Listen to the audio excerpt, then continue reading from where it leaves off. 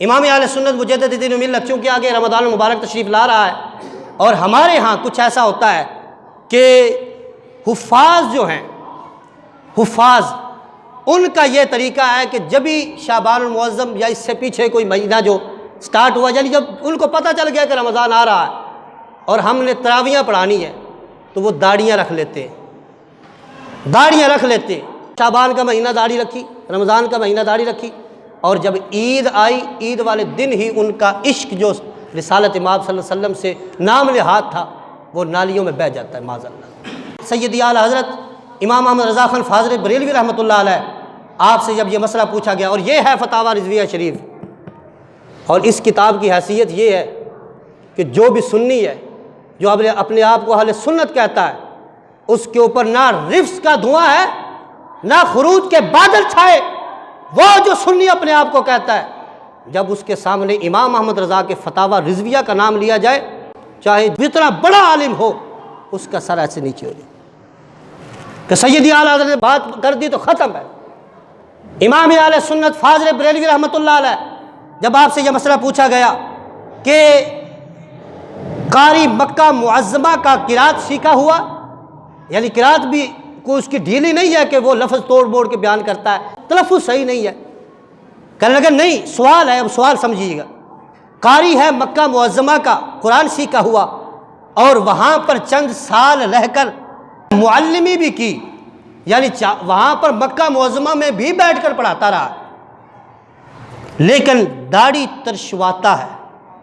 آیا اس کے پیچھے نماز پنجگانہ، نماز جمعہ جائز ہے یا نہیں؟ مکہ معظمہ میں وہ پڑھاتا بھی رہا ہے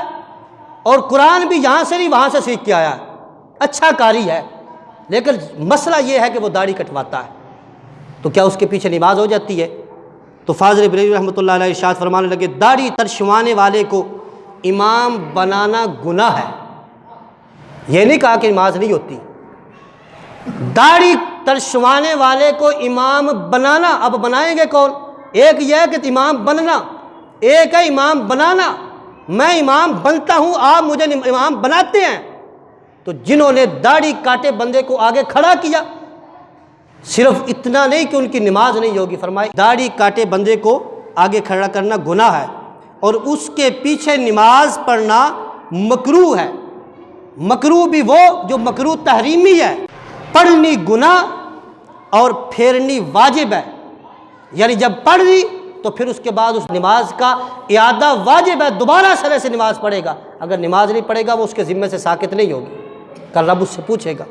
اور فاضل بریلوی رحمۃ اللہ علیہ نے ارشاد فرمایا اور مکہ معظمہ میں رہ کر قرات سیکھنا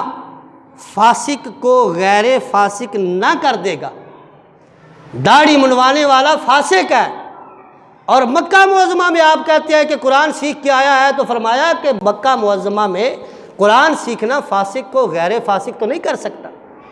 اس کا فسق تو ختم نہیں کر سکتا۔ لہذا اس چیز کو بھی پیش نظر رکھے کہ وہ